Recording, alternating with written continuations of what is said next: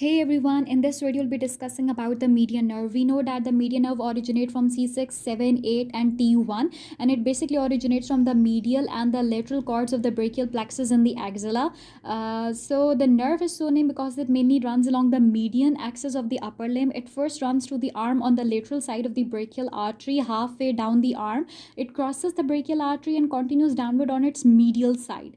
The median nerve has no branches in the arm except for a small vasomotor nerve to the brachial artery. Here we cannot see the brachial artery, but you can just assume it that the brachial artery is present here. Then first it runs laterally, and then it runs, and then halfway down the arm it runs medially to it. So the median nerve lies deep to the bicipital aponeurosis. Here bicipital aponeurosis is present in the cubital fossa. The nerve leaves the cubital fossa by passing between the two heads of the pronator teres muscle. You can see this, the one is the superficial head and this one is the deep head. So the median we can so the nerve crosses between these two heads of the pronator teres muscle. Then it continues downward and is sandwiched in the plane between the flexor digitorum superficialis muscle. This one is the flexor digitorum superficialis muscle, and the flexor digitorum profundus muscle, this one. So you can see that in the flexor digitorum superficialis muscle and the flexor digitorum profundus muscle, the median nerve here it is present and it is sandwiched in between these two muscles. At the wrist, the median nerve emerges from the lateral border of the flexor digitorum superficialis and lies behind the tendon of the palmaris longus. Here you cannot clearly see it, but you have to assume it because it is present behind the tendon of the palmaris longus. So now the median nerve, we know that it has branches in forearm, muscular branches, the articular branches, the anterior interosseous nerve, and the palmar cutaneous branches. So the median nerve, it is the major motor nerve in the anterior compartment of the forearm. It supplies all the muscles except for the flexor carpi ulnaris. It must be present here, flexor carpi ulnaris to the ulnar side, and the medial half of the flexor digitorum profundus. ठीक है.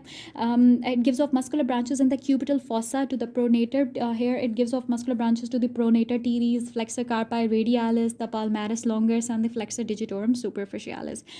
The articular branches, here you can also see that it supplies the elbow joint, and here is the anterior interosseous nerve, this one, anterior interosseous nerve, and the palmar cutaneous branch, which is basically the sensory innervation. It arises in the lower part of the forearm, crosses the superficial side of the flexor retinaculum, and distributes to the skin over the lateral part of the palm. Here you can also see in this diagram very clearly the cutaneous innervation of the median nerve.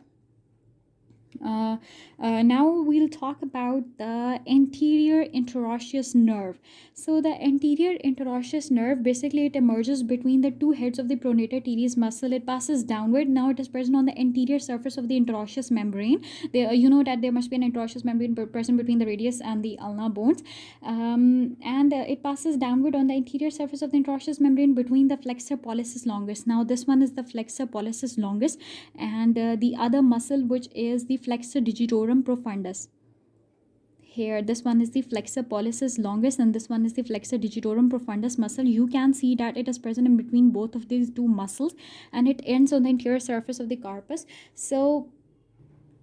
So if we talk about the muscular branches of the anterior interosseous nerve, we can see that this one is the anterior interosseous nerve, and it supplies to the flexor pollicis longus muscle and to the flexor digitorum profundus muscle, and it is also present in between both of these two muscles. So the articular branches is that it supplies the wrist and the distal radio-ulnar joints, and yes, it also supplies to the pronator quadratus, which is actually present between the radius. This muscle is actually present between the radius and the ulnum. So now the median nerve, it enters the palm of the hand by passing deep to the flexor retinaculum and through the carpal tunnel. It is the minor motor nerve to the intrinsic muscles of the hand, and it supplies the three muscles of the thenar compartment, which are basically the abductor pollicis brevis, flexor pollicis brevis, and the opponens pollicis, and plus first two lumbricals,